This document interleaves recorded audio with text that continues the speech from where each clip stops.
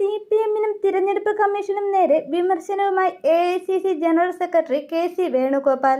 കേരളത്തിൽ തിരഞ്ഞെടുപ്പ് CPM-ഉം തിരഞ്ഞെടുപ്പ് കമ്മീഷനും ചേർന്ന് അലങ്കോലമാക്കിയെന്നും പോളിംഗ് ബൂത്തിലുണ്ടായ വീഴ്ചകൾ പരിഹരിച്ചില്ലെന്നും അദ്ദേഹം ആരോപിച്ചു. ഇന്ദിരാഭവനിൽ വെച്ച് നടന്ന വാർത്താ സമ്മേളനത്തിലാണ് KC വേണുഗോപാലിന്റെ ആരോപണം. വോട്ടിംഗ് മെഷീനറികൾ മൊത്തം CPM ഹൈജാക്ക് ചെയ്തു. 90% വിജയസാധ്യത, വലതുമുന്നണിക്ക് ഉറപ്പുള്ള ബൂത്തുകളിലെ വോട്ടിംഗ് മന്ദഗതിയിലായതും തകരാറുകൾ സംഭവിച്ചതും മനഃപൂർവ്വം കരുതിക്കൂട്ടി ചെയ്തതാണെന്ന് അദ്ദേഹം തുറന്നടിച്ചു. BJP-യുമായി ഒരു അവിഹിത ബന്ധം കെട്ടിപ്പടുക്കുന്നതിന് വേണ്ടിയുള്ള തയ്യാറെടുപ്പിലാണ് CPM എന്നും അതിന്റെ തുടക്കമാണ് EP ജയരാജൻ ജാവേദ്കറിനെ കണ്ടതെന്നും അദ്ദേഹം ആരോപിച്ചു.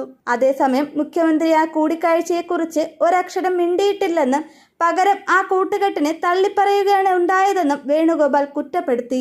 ഇതെന്തിനായിരുന്നു എന്ന് മുഖ്യമന്ത്രി തുറന്നു പറയണമെന്നും വേണുഗോപാൽ മാധ്യമങ്ങളോട് പറഞ്ഞു. കേരളത്തിലെ ചരിത്രത്തിൽ ഇതുവരെ ഇല്ലാത്തവണ്ണം തിരഞ്ഞെടുപ്പ് പ്രക്രിയ അലങ്കോലമാക്കിയ ഒരു ഇലക്ഷൻ ആയിരുന്നു ഇന്നത്തെ ഇലക്ഷൻ. എത്ര മനോഹരമായിട്ട് ഇലക്ഷൻ നടത്തുന്ന സ്റ്റേറ്റാണ് കേരളം. എന്നാൽ ഇപ്രാവശ്യം ഏറ്റവും കൂടുതൽ സമയം ഇലക്ഷൻ പ്രിപ്പറേഷന് വേണ്ടി കിട്ടിയ ഒരു ഇലക്ഷനായിരുന്നു. സാധാരണയെ കവിഞ്ഞ് ഇലക്ഷൻ പ്രിപ്പറേഷന് കൂടുതൽ സമയം കിട്ടിയ ഒരു ഇലക്ഷനായിരുന്നു. നിങ്ങൾക്കറിയാം എന്താണ് സംഭവിച്ചത്? 3% സ്ഥലങ്ങളിൽ ഞാൻ മനസ്സിലാക്കി 3 മുതൽ 5 വരെ എടുക്കാം. ഞാൻ എൻ്റെ കോൺസ്റ്റിറ്റ്യുവൻസിയിൽ ഇന്നലെ പോയതാ എല്ലായിടത്തും ഇലക്ട്രോണിക് മെഷീനുകൾ തകരാറായി.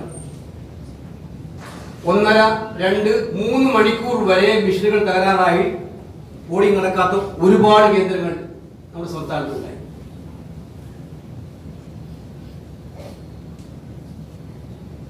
ഈ സമയത്ത് ക്യൂ നിന്ന ആളുകൾ 3 മണിക്കൂറും 4 മണിക്കൂറും 5 മണിക്കൂറും 6 മണിക്കൂറും സത്യത്തിൽ വോട്ടർമാരെ പീഡിപ്പിച്ച ഒരു ഇലക്ഷൻ ആയിരുന്നു ഇന്നലെ കേരളത്തിലെ തെരഞ്ഞെടുപ്പ് മിഷണറി ഉദ്യോഗസ്ഥന്മാർ നടത്തിയത്.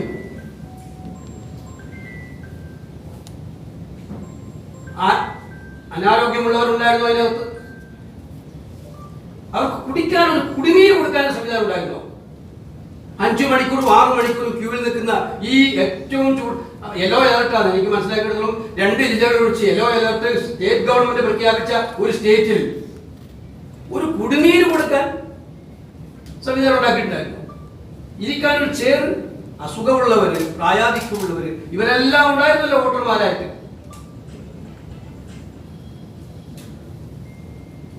ലൈറ്റിംഗ് സിസ്റ്റം നമുക്കറിയാലോ. ഇപ്പോഴത്തെ ചൂട് കാലമാണ്. വൈകുന്നേരം ആളുകൾ ഇലക്ഷൻ പ്രിഫർ ചെയ്യും, വോട്ട് ചെയ്യാൻ പ്രിഫർ ചെയ്യുന്ന എല്ലാവർക്കും അറിയാവുന്ന കാര്യമായിരുന്നു. അപ്പോൾ വൈകുന്നേരം തിരക്ക് കൂടുന്ന അറിയാമായിരുന്നു. ഞാനിതിലെ പോയപ്പോൾ കായംകുളത്ത് കണ്ടത് ഒരു 7 മണിക്ക് കണ്ടത് സമ്പൂർണ്ണ ഇരുട്ട്. സമ്പൂർണ്ണ ഇരുട്ടിലാണ്. സ്ത്രീകളെന്നോട് പരാതി പറഞ്ഞു, സാർ എങ്ങനെയാ ഈ ഇരുട്ടത്ത് നിന്ന് ഞങ്ങൾ നിൽക്കുക? ഞങ്ങൾ 5 മണിക്കൂറായി നിൽക്കുന്നത്, ഇപ്പൊ ഇരുട്ടും കൂടിയാണ്. ഇതിൽ പ്രവർത്തകർ കൊണ്ടുവന്ന എമർജൻസി ലൈറ്റിലാണ് അവിടെ അറേഞ്ച് ചെയ്തത്. ഞാൻ അപ്പോൾ തന്നെ കളക്ടറോട് വിളിച്ചത് പറഞ്ഞു. അപ്പൊ ഇതല്ല ഇലക്ഷൻ കമ്മീഷൻ. ഇത്രയും ഇലക്ഷൻ നടത്തുന്ന ആൾക്ക് അറിയില്ലായിരുന്നു. വൈകുന്നേരം ഇലക്ഷൻ നീണ്ടുപോകും, വൈകുന്നേരം ക്യൂ ഉണ്ടാവും. രാവിലെ മുതൽ മിഷൻ കേടായിരുന്നു. അപ്പൊ ഇലക്ടറൽ ഓഫീസേഴ്സ് പറഞ്ഞു 6 മണിക്ക് വന്നവരെ ക്യൂവിൽ നിർത്തി വോട്ട് ചെയ്യിപ്പിക്കുന്നു. അവർ തന്നെ പറയുന്നുണ്ട്. അപ്പൊ 6 മണിക്ക് വരും, ക്യൂ ഉണ്ടാവും എന്ന് അറിയുന്നവര് രാവിലെ തന്നെ വിചാരിച്ചാൽ ലൈറ്റ് അറേഞ്ച് ചെയ്യാറുണ്ടല്ലോ. അപ്പൊ ഞാൻ ഇതിനകത്ത് ഒരു പ്രധാനപ്പെട്ട കാര്യം ഞാൻ സൂചിപ്പിക്കാൻ ആഗ്രഹിക്കുന്നത്, അത് ഗൗരവതരമായ കാര്യം കൂടിയാണ്. ഈ വോട്ടെടുപ്പുകൾ താമസം വന്നിരിക്കുന്ന ബൂത്തുകളിൽ ഞാൻ എൻ്റെ എല്ലാ സഹപ്രവർത്തകരോടും തന്നെ സംസാരിച്ചു, എല്ലാ കാൻഡിഡേറ്റ്സിനോടും സംസാരിച്ചു. അവരെല്ലാവരും ഏകസ്വരത്തിൽ പറഞ്ഞ കാര്യം, എനിക്ക് നേരിട്ട് ബോധ്യമുള്ള കാര്യം, ഈ ഡിലേ വന്ന ബൂത്തുകളിൽ 90% UDF-ന് മേധാവിത്വമുള്ള ബൂത്തുകളായിരുന്നു. 90%